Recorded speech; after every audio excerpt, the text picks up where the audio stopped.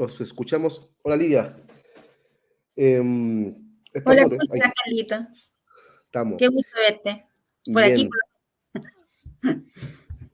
Yo sé que tú no querías, pero lo voy a decir igual. Feliz No, cumpleaños en tu momento. no Era era necesario. necesario, era necesario. No, no. Bueno, seguimos con nuestra conferencia. Vamos con una nueva charlista, que su nombre es Jessica Narváez. Te doy la oportunidad, Lidia, que la Gracias. presentes. Sí, porque me fascina ella, me fascina y para mí es un terrible honor presentarla. Así que tengo el grato honor, gracias Carlos por la pasada, tengo el gratísimo honor de presentar a una excelente mujer. Ella es Jessica Narváez, perito judicial, diplomado en criminalística y técnica forense en ciberseguridad y norma 27001. Además, es ingeniero informático con un alto nivel de experiencia en seguridad de la información, auditoría informática, criminalística informática, así que es una mujer de cuidado, y analista forense. Líder además en coordinación de equipos ante respuesta a incidentes computacionales, el CECIR, y además es líder en ciberseguridad profesional, está certificada, es ISO 22301, auditor, y además de todo eso, es una académica con más de 20 años en universidades e instituciones de educación, tanto en Chile como en el extranjero. No tiene nada que hacer. Ella es todo. Por lo tanto, ¿no es cierto? Nos va a presentar una charla que nos va a dejar a todos cautivados y que va de la mano con la anterior. Yo creo que están muy bien linkeadas, ¿no es cierto, Jessica? Por supuesto que sí. Por lo tanto, estimada Jessica, para mí un honor, como siempre, presentar a mujeres de gran calidad, de este nivel de categoría que está en este evento hoy en día. Así que no gastemos más tiempo y el escenario es suyo, querida Jessica. Muy amable, muchas gracias. Lidia, te agradezco. Qué fenomenal, qué exquisitez cuando a uno la reciben así. Creo que hay algunos en el ciberespacio en los cuales todavía no han escuchado de mí, porque había tratado de estos 20 años haberme mantenido en lo oculto. Y esperemos que la ley de Murphy no me juegue una mala pasada, obvio, con el tema de la presentación, así que ahí ustedes me van diciendo. Gracias, mi querida y amada Lidia, por presentarme de esta manera. Así que comenzamos nuestra charla con la línea cruzada. Les recomiendo, por favor, que me quiten ahí de exacto, porque, como les digo, mantener un poquito la cara para que no me vean mucho. Les comento, ¿por qué elegí yo este tema de la línea cruzada entre el ciberdelito y la investigación pericial? Para mí es súper importante hacer hincapié y felicitar a cada una de mis colegas que han expuesto, decirle, bueno, la Lidia querida me presentó, si llevo hace mucho tiempo trabajando en temas de en la parte académica, en la parte de las pericias, trabajando desde la primera profesión que tuve, que fue ingeniero en informática, cuando era muy incipiente los temas de seguridad de la información. Sin embargo, yo quiero empezar a hablarles un poco del tema de el ciberespacio. Fíjense de que leyendo para ir preparando esta presentación, me llamó mucho, pero mucho la atención de un documento que hablaba de nuevos retos dogmáticos ante la cibercriminalidad de José Agustina. ¿Y por qué lo quiero yo mencionar? Porque hay una frase que me encantó en la cual decía: suerte de esquizofrenia digital que trastornó disociativamente la personalidad para la característica del ciberespacio en que nada de lo que es parece. Por lo tanto, ya partimos diciendo que este ciberespacio existen ciertas problemáticas. Acá mis colegas han demostrado a través de sus presentaciones los problemas. Sin embargo, yo también siempre me gusta en mis presentaciones quebrar los paradigmas y dejarlos con la duda, porque siempre nos vamos a encontrar y estar en la postura de una sola área. Por ejemplo, la ausencia de control e identificación de la red. ¿De quién? ¿Del usuario? de la organización. Entonces ahí nos empezamos ya a problemar. El libre intercambio de información. Las redes, obviamente, sociales nos permiten que este libre intercambio de esta información ni siquiera lleve una clasificación, ¿ya? Y algunos muy desconocedores del mundo de la confidencialidad, de la disponibilidad y la integridad, intercambia de manera libre toda aquella que puede incluso llevar a un perjuicio, ya sea a una empresa o a una persona. Dentro del anonimato por derecho, ya bien sabemos de que obviamente el anonimato es un factor increíble, increíble, que incluso interrumpe las investigaciones judiciales al respecto. Y con respecto al tiempo, me fascinó este concepto del tiempo instantáneo. Nosotros nos regimos, obviamente, por un horario de 24 horas en las cuales nosotros vamos de alguna manera organizando nuestras horas. Sin embargo, fíjense el efecto que tiene el hecho de conectarse, la temporalidad, tiempo espacial, es totalmente distinta. Y algo que dice ahí, el espacio ilimitado, o sea, no existen fronteras, ¿ya? Esto de la geolocalización yo creo que incluso es un poco falsa en el concepto, ¿ya? Podemos estar en Chile, Santiago de Chile en estos momentos, podemos estar en Hawái, podemos estar en Filipinas e incluso Japón, podríamos decirlo, en el mismo lugar y en el mismo tiempo. ¿Qué pasa con estos escenarios? Yo quiero resumir el tema de la descentralización, lo mismo que estaba diciendo. Hoy estoy aquí, mis servidores pueden estar en Rusia, ¿ya? Y mi empresa va a funcionar de maravilla. La desregularización. ¿Qué es lo que ocurre? Si bien hay ciertos países que han tomado muy en serio el tema de legislación cibernética o de ciberseguridad, como quieran llamarle, siempre tengo la percepción de que vamos como un poquito atrasados y ahí después vamos a romper un poco el paradigma. Por eso yo le quise colocar que este escenario en cierto, y sobre todo en algunos países que ni siquiera tienen información o incipientes leyes de ciberseguridad, imagínense cómo nos sentimos nosotros. Yo creo que todos unos reyes en comparación al abanico de leyes que tenemos, pero de ahí vamos a hablar sobre ellas. Ecosistemas virtuales, soporte y plataformas híbridas. Es decir, miren, personalmente yo el concepto de la nube, de tener mi información aunque esté encriptada, yo tengo ciertos prejuicios con respecto a ese tema, ¿ya? Estos ecosistemas, mantener por temas de recursos, armamos ciertos sistemas en los cuales podemos utilizar estas plataformas híbridas. Dentro de las prácticas abusivas de la sociedad digital, imagínense, ya estamos insertando dentro de nuestros conceptos la sociedad digital, un término que incluso hasta los grandes legisladores les está trayendo ciertos problemas, ¿ya? Soberanía digital inexistente.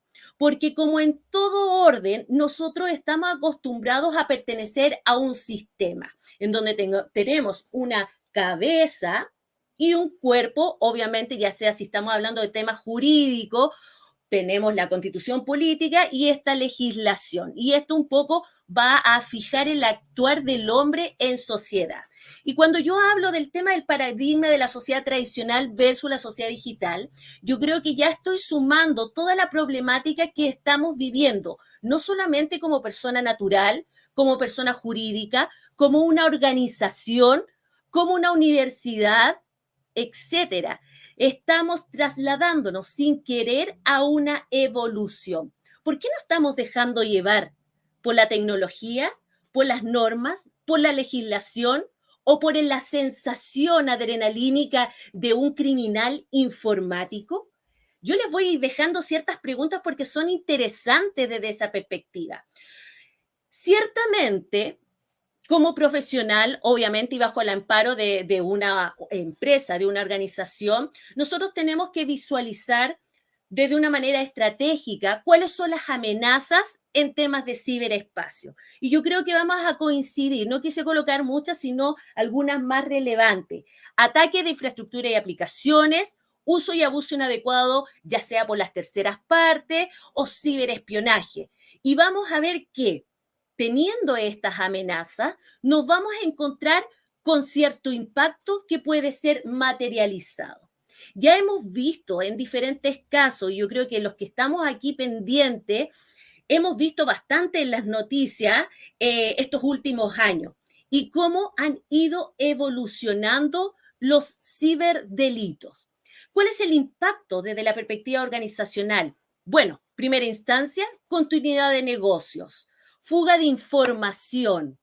¿Ya? A algunos les gusta no solamente llamar fuga, sino del concepto mismo de sustracción, porque también ahí tenemos ciertas delicadezas con los términos, fraude informático y daño a la imagen. Yo lo dejé así como daño de imagen porque si estoy hablando de la perspectiva de la organización, es el daño de imagen a la empresa.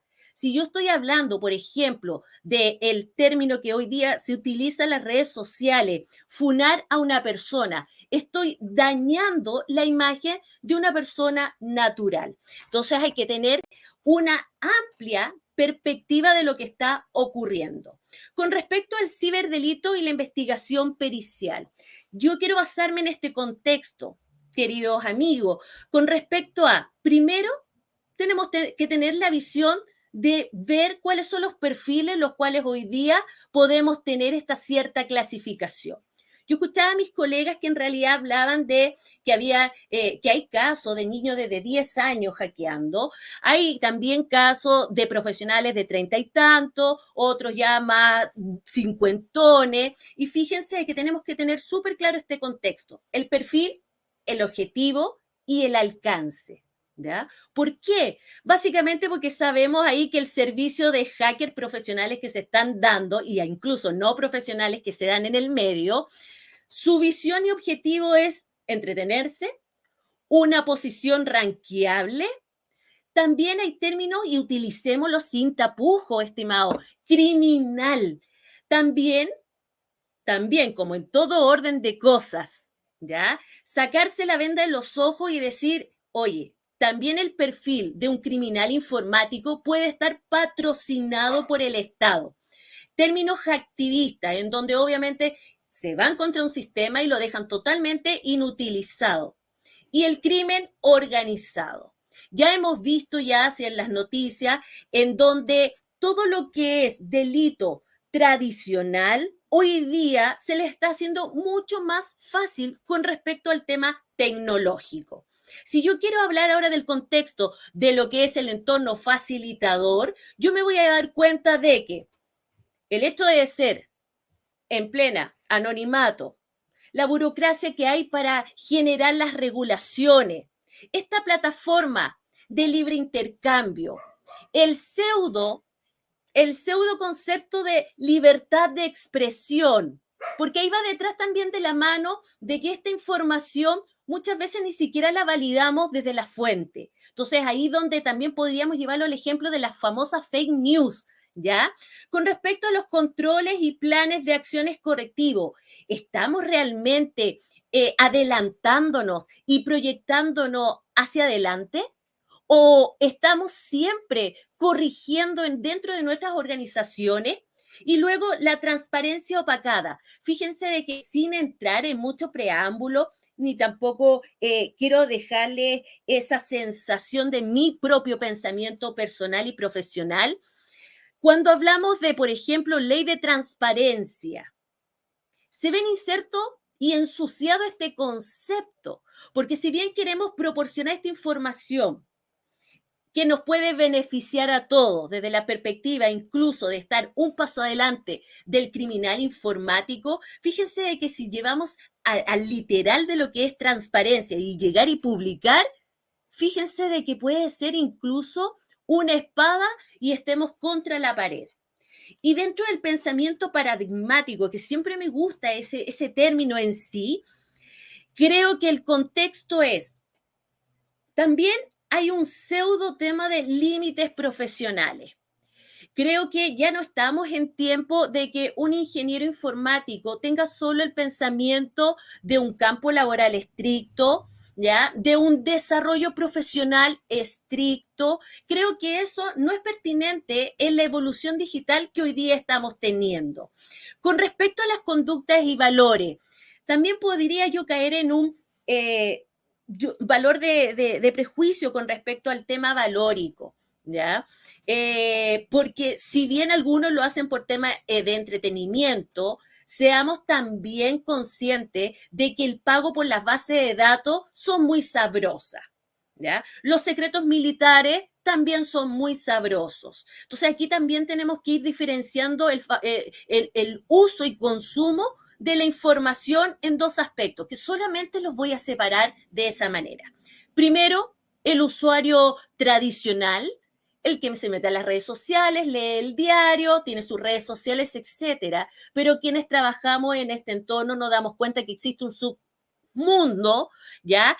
El cual obviamente ahí la conducta y los temas valóricos, me van a perdonar, estimado, creo que son muy bajos, ¿ya?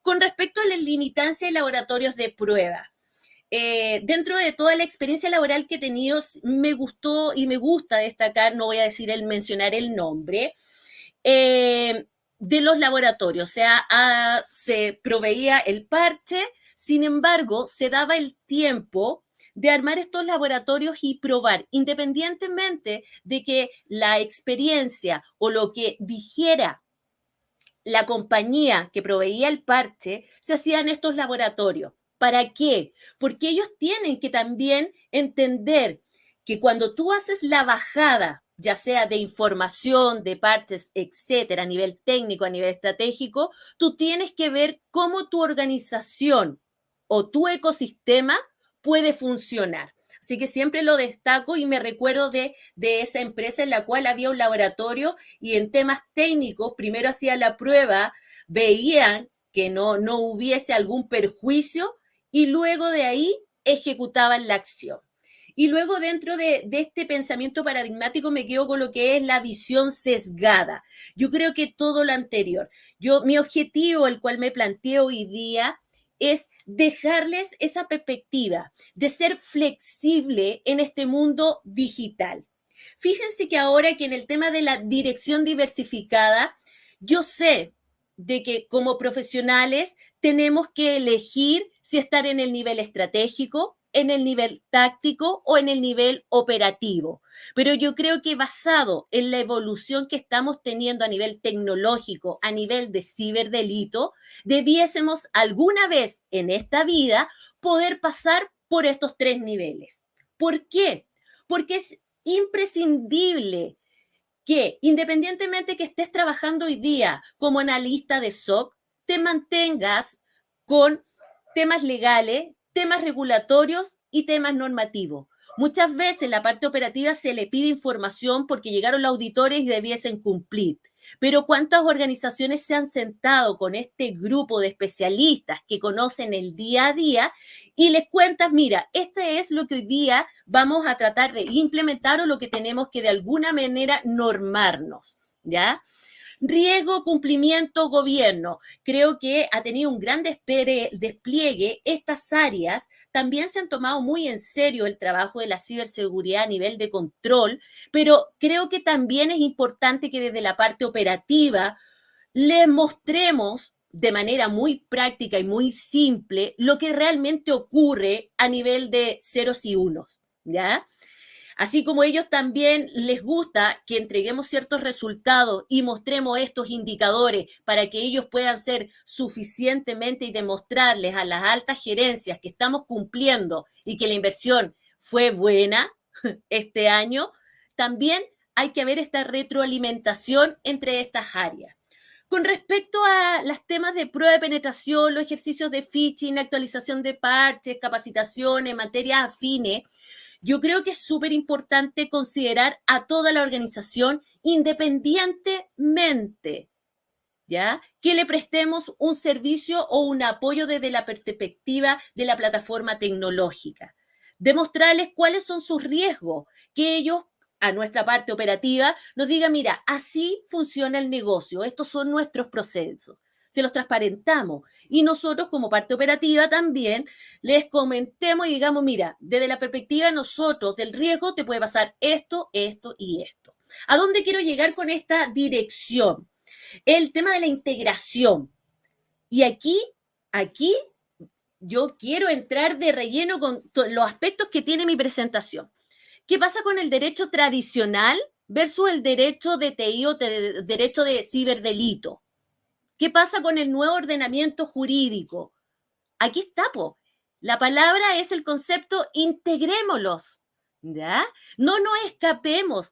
Tenemos que tener una evolución, tomar las figuras delictivas del derecho tradicional, entender lo que está ocurriendo evolutivamente en lo que es el ciberdelito y ver cuál es el futuro inmediato para este nuevo ordenamiento jurídico. Obviamente que participen también los profesionales que estamos a libre disposición para hacer las consultas respectivas.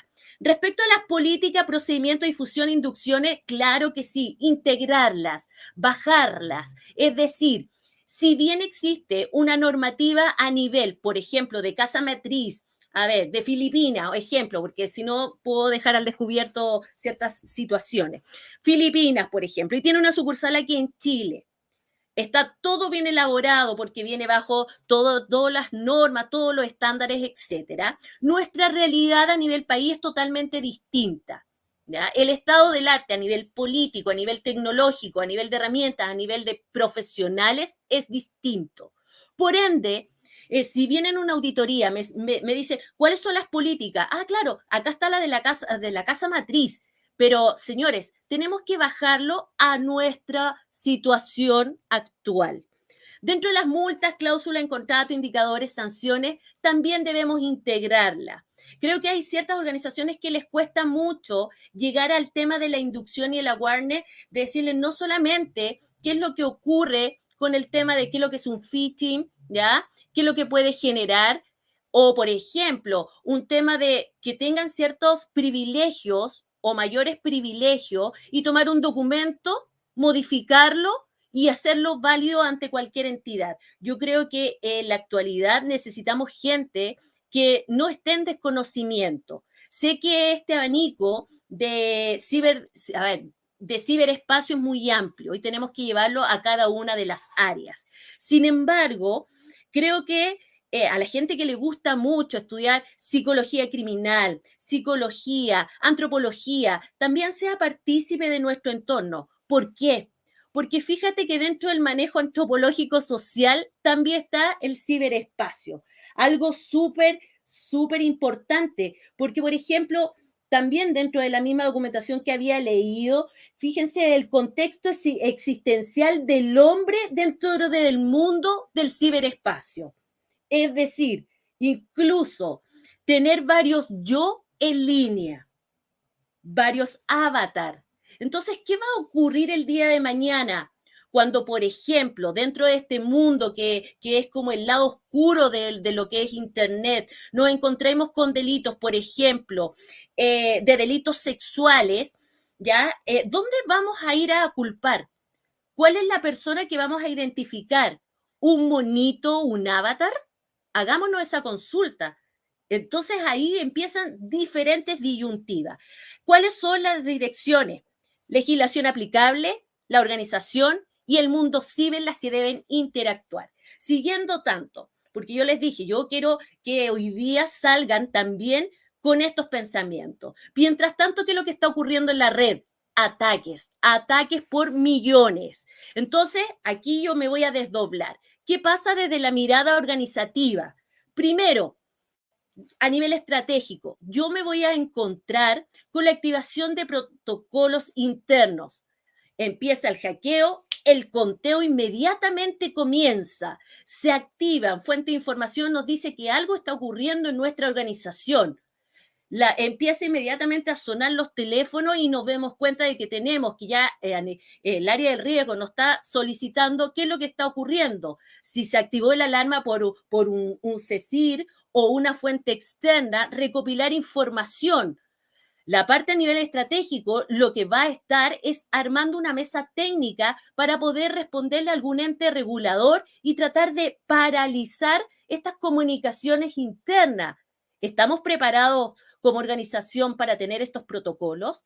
Luego, desde la perspectiva, si estamos en el área operativa, se nos exige a nosotros, oye, empieza a revisarte el archivo log, estamos siendo atacados, ¿cuál es la IP de origen?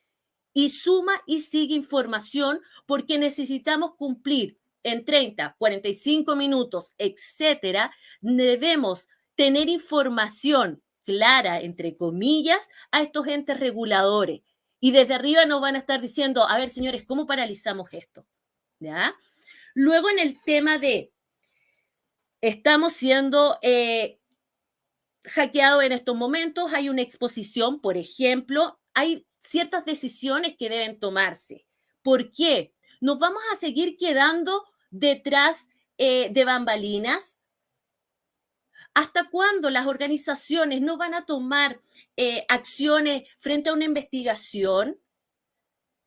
¿Ya? ¿Qué es lo que va a ocurrir? ¿Va a pasar lo mismo que los delitos tradicionales? Es decir, sentir que también este delito realizado en el ciberespacio también va a pasar por esta famosa puerta giratoria virtual.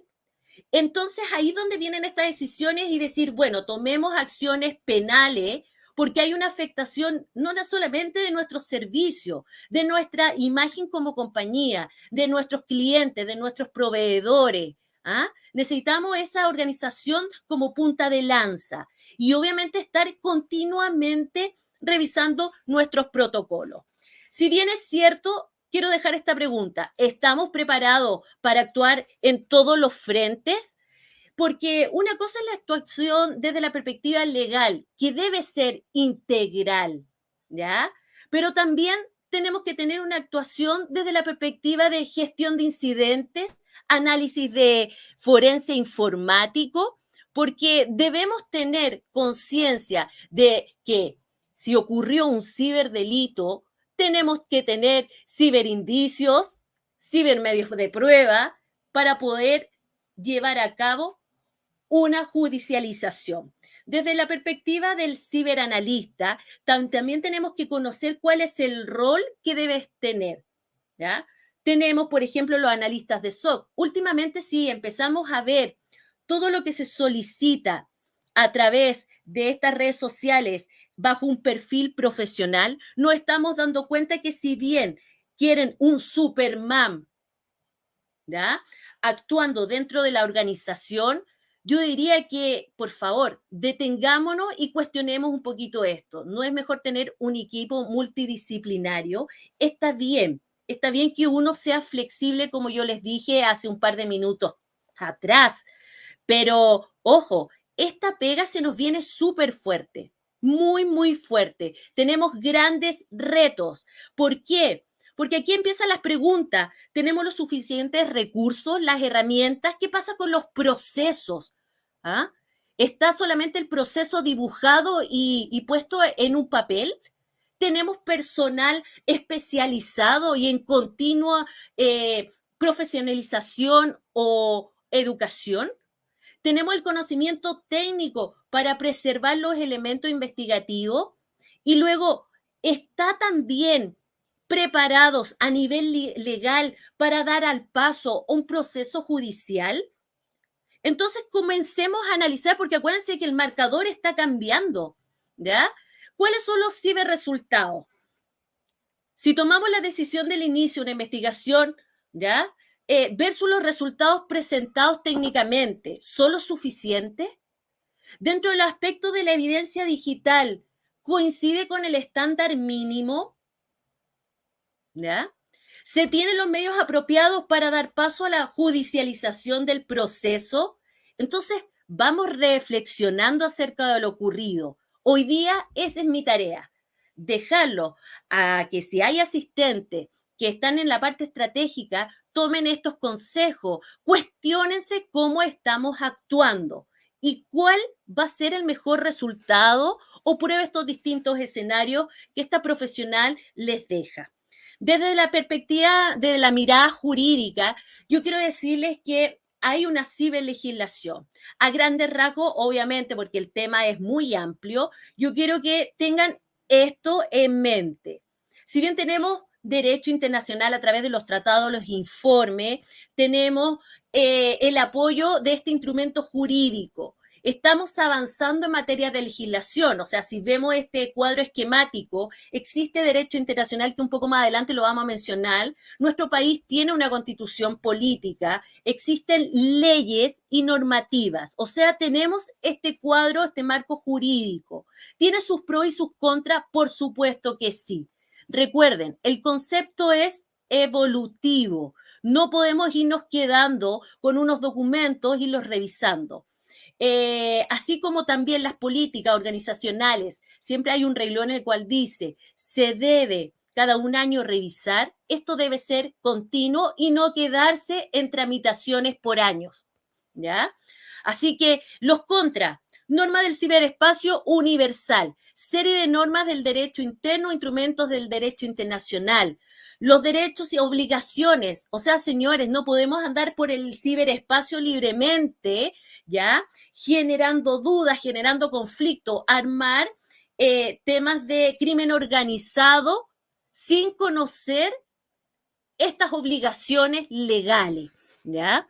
Luego, en temas de tratado, legislación y normativa, como yo les mencionaba, tenemos el Tratado de Budapest, tenemos la Constitución Política. Yo les quiero dejar esto. Yo insisto, no voy a entrar porque mi charla no es delito informático, ¿ya? Ni todo lo que tenga que ver con legislación del ciberdelito. Sin embargo, quiero decirles, tenemos este marco.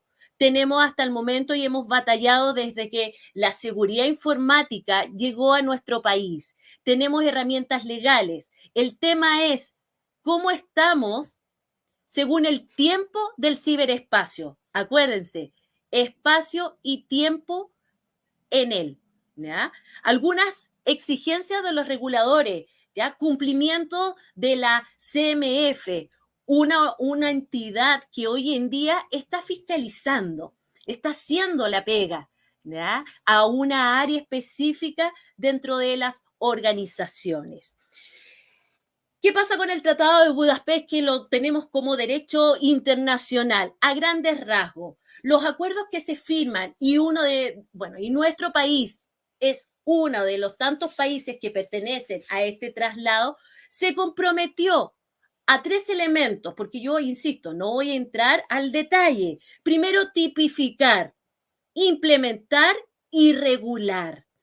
Señores, este compromiso debemos cumplirlo y cumplirlo de una manera colaborativa, y sé que están trabajando para ello, pero no se olviden que mientras nos ponemos a pensar en demasía, ya van a ir saliendo otras figuras delictivas. Así que, por favor, no nos quedemos atrás. Con respecto al cibercrimen, todo debe partir con respecto a definiciones. Y ahí también donde empezamos a los cuestionamientos, a las raíces respecto de cibercrimen, ciberdelito, ciberjurisprudencia, son elementos. Quedémonos con el concepto que aquí en Chile ha sido publicado y se ha definido como que el cibercrimen y el delito informático es una actividad ilegal realizada mediante un computador. No quiero entrar en disputas legales, delito informático, delito digital, ya insisto, tenemos ciertas definiciones, bien, insisto, deben ser evolutivas, porque es un sentido muy amplio, pero considerar estos delitos comunes que hoy día se están ejecutando a través de una plataforma digital, debemos de alguna manera también en aspectos de tipificación ir evolucionando, porque ojo, hay definiciones, hay interpretaciones que orientan a la exposición de estos delitos actuales. Con respecto a la legislación, bien felicito porque habíamos quedado dormidos, hay una frase, nos quedamos dormidos en los laureles por muchos años con respecto a la ley de delito informático. Podemos tener distintas visiones respecto a si era favorable o no, ¿ya? Sin embargo, ya desde junio del año pasado, esta ley ya está, la que vino a modificar y a derogar a la 19.223, y además cómo engancha en la organización. Engancha con la ley de 20.393 bajo la responsabilidad penal de las personas jurídicas. Y es muy importante abordar esto porque de alguna manera, para tratar de subir el tema de sanción, debemos mencionar esto porque también el tema de esta ley habla de los lavados de activos dentro de las organizaciones, del terrorismo y de los delitos de cohecho. Así que es súper importante que esta ley de delito informático también apoye a nivel organizativo a la ley de lavados de activos. Viendo un poco y una mirada de la herramienta jurídica, acá obviamente 8 figuras delictivas con respecto a esta nueva y modificación de ley. 8 grandes figuras delictivas. Así que ojo con eso, el ataque a la sistema de la integridad de un sistema. Fíjense muy bien, el acceso ilícito. ¿Y por qué el acceso ilícito también es importante y mencionar y destacar dentro de los artículos? Porque obviamente va de la mano con lo que decía el convenio de Budapest, ¿ya? La penalización del acceso deliberado e ilegítimo a la parte del sistema informático, ¿ya? Sanciona la vulneración de la seguridad de las redes y sistema informático. Entonces, por eso es importante. Fíjense, porque ahí obviamente también hay penalidades y figuras agravadas con respecto a la participación. Con respecto a la interceptación ilícita, que nos hablan del artículo 3, porque obviamente va a sancionar la afectación por los medios técnicos, la transferencia no pública de la información. Entonces, acá también es un objeto de delito muy amplio, porque se exige que solamente lo interceptado sea la información no pública, ¿ya? Entonces, claro que ahí donde empiezan a jugar estas figuras de agravante, ¿ya? Porque también nosotros tenemos que pensar que esto ya está considerado en nuestro país como delito. En el artículo 4, obviamente, de la ataque a la integridad de los datos informáticos, porque cabe considerar que es una acción virtual de daño que afecta a la integridad de los datos, ¿ya? El efecto, por ejemplo, podríamos considerar dentro de esta figura delictiva el caso del ransomware, ¿ya? Obviamente hay requisitos adicionales, obviamente que sí, porque tiene que producirse un daño grave. Es decir, que obviamente no solamente fue afectado el titular del dato, sino también respecto a determinar cuando el daño es grave, ¿ya? En tema de falsificación, en el artículo 5, de la falsificación informática, aquí obviamente tenemos una hipótesis de la falsedad de los datos informáticos con respecto a la modificación, pero sin embargo esto se hace la distinción sobre el Código Penal. Con respecto a eso, también hay una figura agravada en donde se le atribuye una mayor pena en caso de una conducta que sea cometida por un empleado público, ¿ya? Que eso antes obviamente no nos permitía la ley anterior. Con respecto al artículo 6, la receptación de datos informáticos, obviamente se sanciona una conducta de comercialización o transferencia de los datos informáticos. Y el tema del artículo 7, fraude informático, obviamente las formas de ejecución que deben ser catalogadas, ¿ya? Si es a través de la introducción, alteración, daño de los datos, ¿ya? Que puede hacer, o de la segunda variante. Con respecto al tema del artículo 8 del abuso de los dispositivos, aquí los abogados podemos entrar a debatir, ¿ya? Yo no soy abogada, yo soy ingeniera informática de base, pero me gustan los temas legislativos y sí concuerdo que hay un elemento subjetivo especial porque en el abuso tiene que tener el ánimo de perpetrar los delitos antes dichos, o sea, los 7 anteriores, ¿ya? Tener el ánimo de perpetrar, o sea, quedémonos con eso, ¿ya? No solamente la conducta es entrega y obtención para el uso o la importación, sino también el ánimo de generarlo, ¿ya? Desde la perspectiva investigativa, vamos a ir adelantándonos. La ciberinvestigación. Todo proceso de investigación forense pericial debemos considerar lo siguiente, y creo que eso se le está escapando un poquito a las organizaciones. Si queremos tener a nuestra parte táctica y operativa en proceso de investigación, consideremos los siguientes elementos. Legislación aplicable, debe conocerla, aparte de las normas y los estándares y otros elementos. ¿Por qué les digo yo? Porque vamos a estar en la línea cruzada con estos elementos. En algún juicio es muy posible que tengamos que aplicar ciertos métodos. Yo no lo he visto hasta el momento, pero sí han confiado mucho en el trabajo que uno hace de el análisis, obviamente, desde el levantamiento. No voy a hablar en forma como ordenada para ejemplificar. Cuando emitimos el informe y entregamos los resultados, y muchas veces tenemos que ratificar el informe pericial, pudiese caer en alguna vez la posibilidad de que nos indiquen el magistrado, de que no les enseñemos cómo fue la aplicación de métodos para llegar a esta investigación pericial. Es decir, el concepto de auditable, reproducible y defendible. Y ahí también los procesos grandes que hablamos de identificación, recolección, conservación y reconstrucción, que es muy importante para esta etapa investigativa. Y aquí a la gente que está ingresando en el mundo ciber y también que les gusta la parte investigativa, con esto los voy a colapsar mentalmente. Porque una persona que quiera avanzar en estos temas de delito informático tiene que saber algo de esto. Y fui pensando y rellenando, porque te das cuenta de que a pesar de que lo quieran encasillar a que un ingeniero de ciberseguridad debe estar inserto quizá en el área de seguridad o en el área de TI, porque no sabemos cómo está estructuralmente la organización, tiene que tener estos conocimientos. Por eso yo le decía del profesional flexible. Todo ese listado, redes, software, ingeniería de software, sistema de reporte, bitácoras, compiladores, estructura del disco duro, grabación, la estructura de las memorias, cómo funcionan las impresoras, los teleprocesos, la compresión, borrado de archivos, recuperación, ingeniería social, videos digitales, protocolo de internet, criptografía, vulnerabilidad y hoy que se nos viene fuerte el desafío de la inteligencia artificial.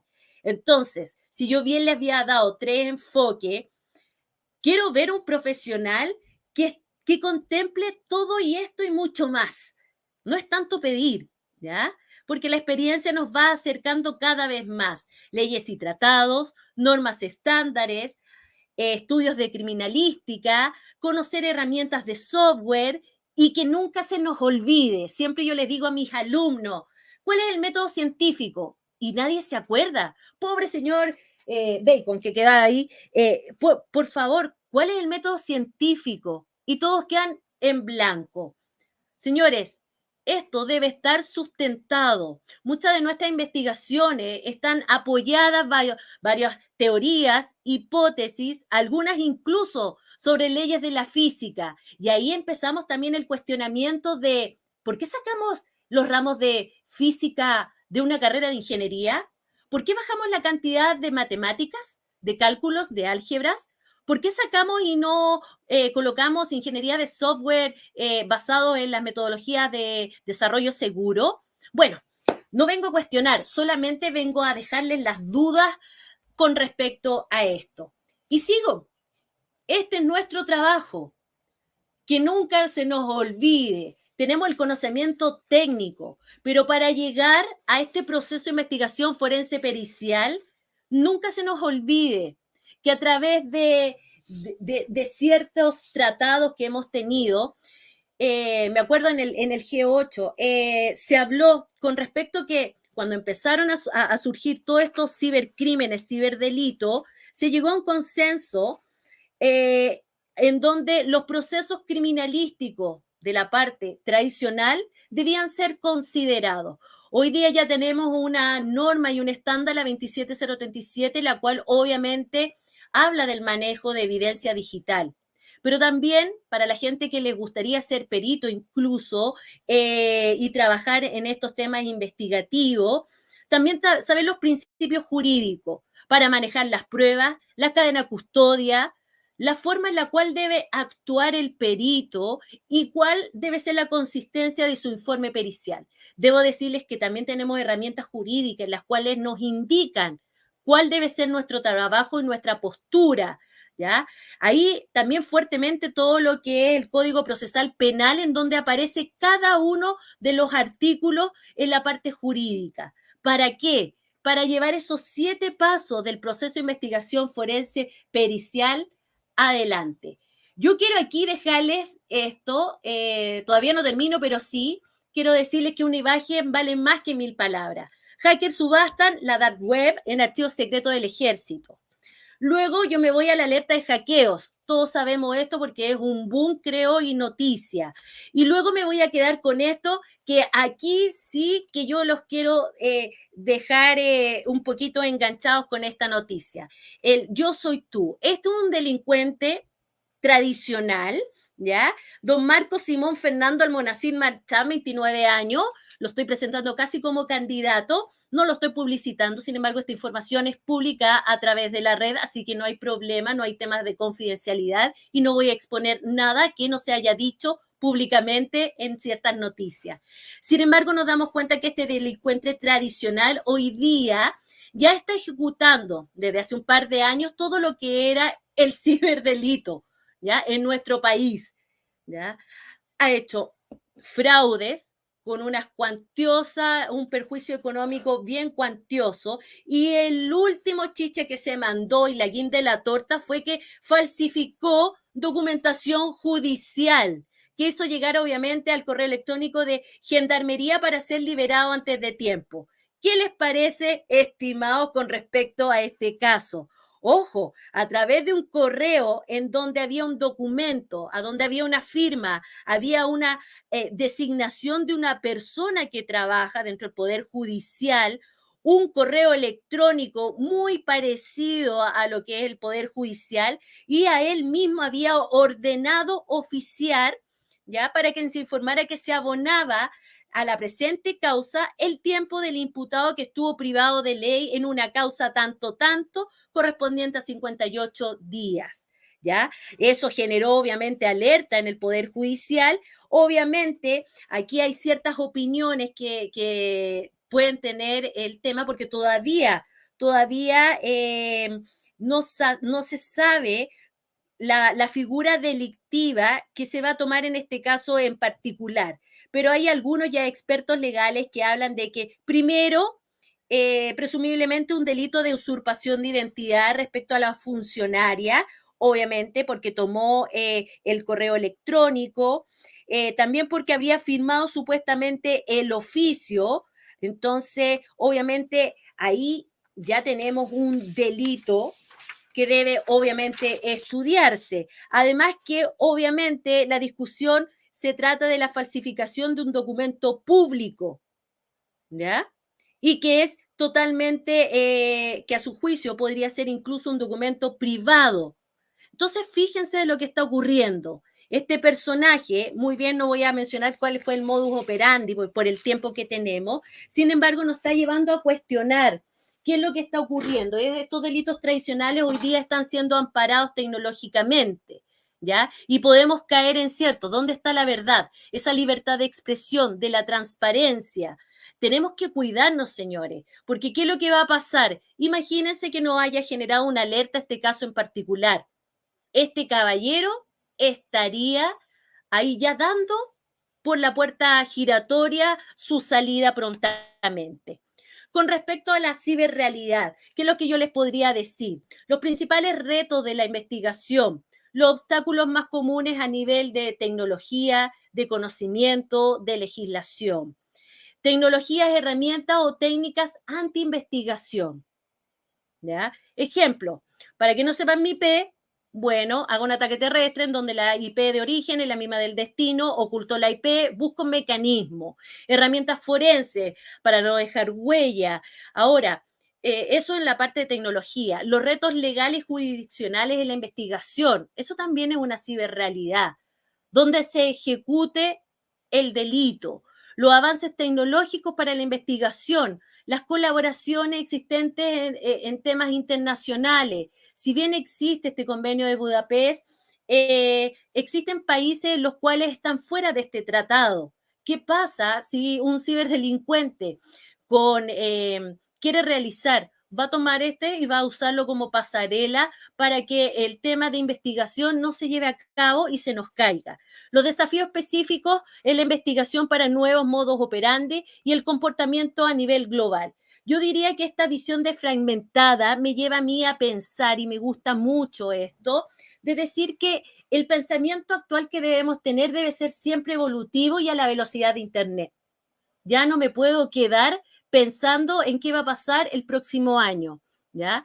El profesionalismo investigativo versus el campo multidisciplinario, ¿ya? Es bueno, a través de mis experiencias laborales, que agradezco mucho, me moví en sectores públicos, sectores privados, he trabajado en temas también para la conformación del conjunto del ejército de un país hermano, teniendo que entender la cultura, su legislación, su carta magna y entender que todos estamos en tiempos distintos de maduración.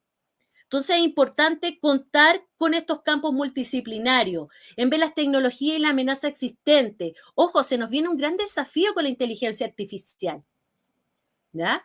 Para nosotros los peritos también es importante ya irnos capacitando en temas de inteligencia artificial, porque yo he visto de que utilicemos esta herramienta para la educación, inteligencia artificial, utilicemos esto, pero ¿qué pasa cuando llegue a nivel de delito, a nivel de delincuente, a ocupar esta IA?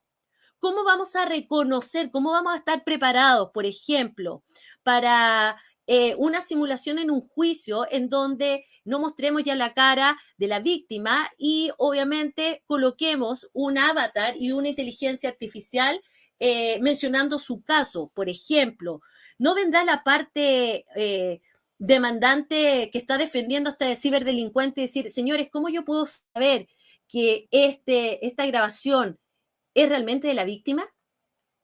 Es un buen ejemplo que se me vino hacia la mente.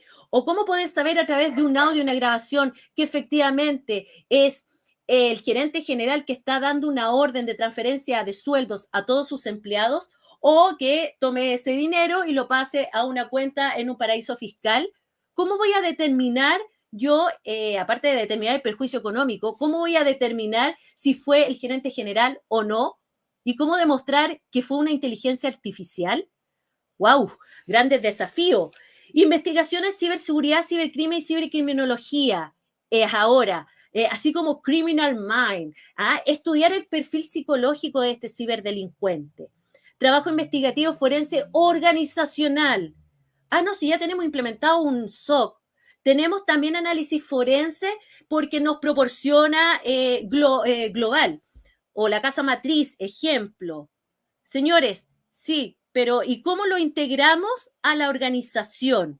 Entonces, nuestra visión es siempre ampliar, no solamente quedándonos con la parte conceptual. Y hoy día, porque yo veo que este pensamiento, estos tres, sí, estos 4 elementos que voy a mencionar, se aplica a ciertas áreas. Y yo me gustaría dejar esto como al debe, fijémonos una visión más ampliada. ¿Cómo agregamos la ciberinteligencia a la organización? ¿Cómo incluimos el ciberterrorismo para estar preparados? ¿Cómo actuamos en ciberdefensa y cómo ampliamos el tema de la ciberlegislación dentro de nuestra organización? Creo que esta frase que tuve como la lucecita ahí, como la ampolleta que se encendió, estamos tan preocupados de ver las estrellas que no vemos la inmensidad del universo. Creo que eso nos está pasando. Estamos trabajando, pero como les digo, estamos trabajando aquí cerquita de la estrella, pero ¿qué pasa mucho más allá? ¿Ya? Acuérdense, ¿por qué siempre estamos al debe en la delincuencia tradicional? ¿Han escuchado eso que se dice, el delincuente va siempre a un paso adelante? Bueno, y en el ciberespacio, ¿qué va a ocurrir? Con eso me voy despidiendo. Soy Jessica Narváez. Que se va moviendo dentro de las organizaciones, va aprendiendo, si se van dando cuenta, una profesional flexible y que le fascina participar de estas capacitaciones para poder llevarles y dejarles estas ideas, dejarles insertas las dudas de cómo debemos mirar el futuro de las tecnologías, del cibercrimen, ¿ya? Y aportar un granito de arena. Así que muchas gracias por estar presente en esta audición. Gracias por esta invitación. Querida Jessica, hay tremendos comentarios acerca de tu charla. Yo creo que A esta hora de la tarde fue muy bueno el remesón en general que has logrado dar. Yo creo que falta en general todavía, pero lo tuyo ya es como un punto de inicio, como siempre, Jessica, ¿no es cierto? Marcando la pauta y realmente estamos sin palabras.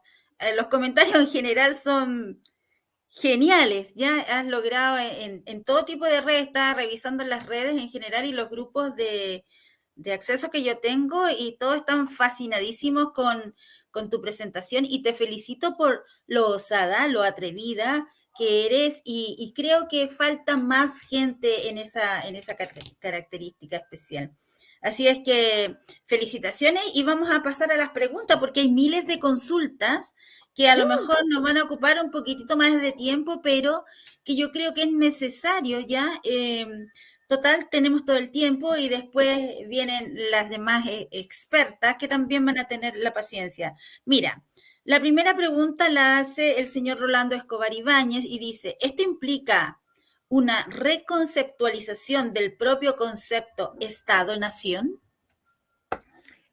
Por supuesto que sí, y Rolando, quiero decirte que quizás pueda discrepar de los profesionales y puedo herir, no quiero herir susceptibilidades, pero sí, tenemos que reconceptualizar, ¿ya? Porque fíjate que aún así que estemos trabajando en temas, haya un panel de expertos que antes se ha abierto hoy en día, antes no podía, estaba como más restrictivo, estaba como más oculto, hoy día ya te están pidiendo opinión de distintos sectores, pero fíjate que estamos actuando bajo el tiempo terrenal del espacio, de esta realidad, y no bajo el ciberespacio. Y eso es lo que a mí me preocupa. Entonces, ahí donde tu pregunta dice, hay que reestructurar el Estado, sí, pero ¿qué Estado, Rolando? ¿El Estado como país? ¿El Estado político? ¿Y qué pasa con el Estado digital? Entonces, sí, claramente desde mi perspectiva y desde mi opinión personal, obviamente que sí, hay que reestructurar.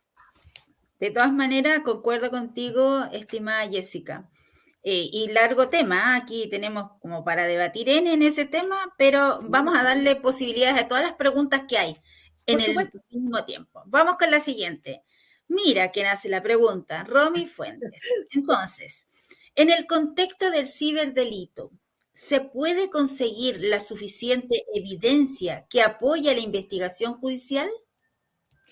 Gracias, Romy, por esa pregunta. Te voy a comentar lo siguiente.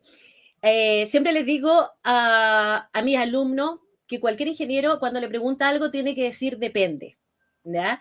Nunca es suficiente y eso va a depender del contexto y del entorno, ¿ya? Porque fíjate que hoy en día estamos amarrados, la mayoría de los servicios están tercerizados, ¿ya? Ojo ahí con la gente que trabaja en legal, porque de repente no hemos visto cómo consigo yo la evidencia como perito judicial si me manda, por ejemplo, en un tribunal a levantar la evidencia. Voy a la organización, toco la puerta y me dicen, no, sabes que no, por contrato yo no puedo entregarte esto. Entonces, yo voy a querer hacer la investigación, pero si no está bajo el contrato y no está bajo la orden judicial de que yo pueda ingresar a la organización a levantar la evidencia, ya mi investigación queda obsoleta. Por eso les digo, todo tiene que converger, ¿ya? Para que sea suficiente, necesito saber en qué escenario estoy parada y luego de ahí determinar las estrategias, mi querida Romy, para poder levantar esa evidencia. Gracias. Mira, hay otra pregunta también de un índole muy especial. No sé si es dama o varón, es JPBI33T. Te hace la siguiente consulta. ¿Hay organismos oficiales que funcionan en conjunto con empresas e instituciones para fortalecer la convivencia y la rápida evolución de las tecnologías y los posibles problemas de seguridad? Hay pregunta. Sí, sí hay organismos oficiales, ¿ya? De hecho, por ejemplo, acuérdense cómo partió el CECIR. El CECIR era netamente de organismos públicos. Se vieron de que esto fue ahondando y ampliaron a un sector privado. E incluso, yo tengo antecedentes que ya en las mesas técnicas, cuando se invita también puede ingresar universidades, institutos, porque también tuvieron que tomar esto. Ahora, ¿dónde lleva eso? Obviamente tal, que aquí tiene que haber una retroalimentación de cada una de las perspectivas. Así sentarnos a puerta cerrada, ojo, ciberinteligencia, y decir, mira, esto fue lo que me pasó, así solucionamos, ¿ya? Pero colocarnos acá, sería muy bueno que eso de que tú dices, de organismos oficiales, sí, que se sentaran. Creo que debe haber una transparencia independientemente de que existan ciertos decretos para estamentos públicos. Que no, para ellos el organismo público, este decreto tanto que no va para la entidad privada. Ahí está el problema. Hay que estandarizar, ¿ya? Hay que estandarizar para que puedan llevar a cabo estas estrategias. Aquí tenemos otro problema. Sí, estandarizar y sobre todo tener las ganas de hacerlo, pues, Jessica. Por Eso es supuesto. lo otro. El país necesita este tema, trabajar el tema, pulir en cierta forma. Pero Exacto. es bonito el discurso, pero falta la acción en la mayoría de los Por casos. supuesto. ¿Ya? Sí. Tú Vamos puedes con ser la... escuchada, Lidia, tú puedes ser escuchada, te he visto por ahí, tú puedes llevar todas nuestras ideas allá. No te preocupes, que cada vez que me dan el paso, digo muchas ideas.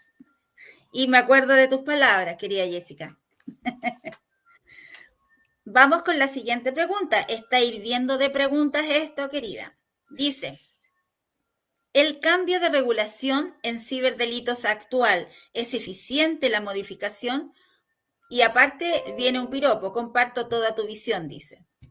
Oh, gracias, gracias. Cuesta encontrarse con gente que piensa igual que uno, ¿ah? Porque de repente te pueden tratar de pesimista, otro de confrontacional, pero no hay que verlo de esa postura. Yo creo que hay que sacar siempre experiencia de una perspectiva distinta. Fíjate que para mí nunca va a ser suficiente. Nunca va a ser suficiente, insisto. Yo he quedado con la boca abierta a través de toda la experiencia que he tenido, cómo ha evolucionado ciertos delitos tradicionales y en los cuales después tú llegas, puedes tener la evidencia de todo y al no tener una regulación sustentable aparecen estos vacíos legales y se nos puede caer un delito y un delito muy fuerte. Yo lo hablo, por ejemplo, por el tema de pornografía infantil, ¿ya? Por temas de, por ejemplo, de terrorismo, estamos hablando a gran escala, ¿ya? Y eso yo creo que también estamos al debe. Y a mí me preocupó bastante el tema, leyendo por ahí, con respecto a estos delitos. O sea, ¿a quién vamos a justiciar? Entonces, ¿a quién vamos a culpar con este tema de lo mismo que te decía, el abuso sexual digital? Se las dejo ahí. ¿Qué vamos a hacer con ese concepto? Porque, ojo, no hay un tema físico, pero está en la plataforma digital. Entonces, ¿nuestra legislación actual es suficiente para algún caso que llegase a ocurrir aquí en Chile? Creo que no. Entonces, mi querido amigo o amiga, creo que nunca va a ser suficiente. Por eso hay que ir más cercano a ese paso de distinto del ciberdelincuente. Sí, y eso, lamentablemente, ese tema que hace unos 3 años atrás o 2 años atrás se veía así de pequeñito, hoy día es una tremenda situación y esto crece en forma exponencial y estamos con lo demás, con lo anterior que tú dices, ¿no es cierto?, en la misma fase que hace 2 años atrás. Se ha aumentado un 1%, ¿será? Y eso ya a lo mejor ya es mucho. Sí, Bien, yo quiero comentar algo, dame un poquito sí, pequeñito. por favor. Bajo la experiencia que yo he tenido, la gente les cuesta mucho creer, ya sea delito informático o delito digital. Yo he pasado por tribunales de familia, ahí ustedes van a decir, ¿qué tiene que ver tribunales de familia con esto? Sí, señores, tribunales de familia, tribunales laborales, civiles y penales. O sea, hemos pasado por todo esto, entonces la visión por eso no puede ser sesgada. Ahí para la otra pregunta. Sí. Lo que pasa que yo creo también ahí a lo mejor para ver el tema, yo creo que se ve, pero no se ve. No sé si me logro entender. O sea, se sabe, pero es mejor no saber, a lo mejor. ¿Me captas? Pero también quienes saben, lo saben en su cuadradito y no explotan más allá la información.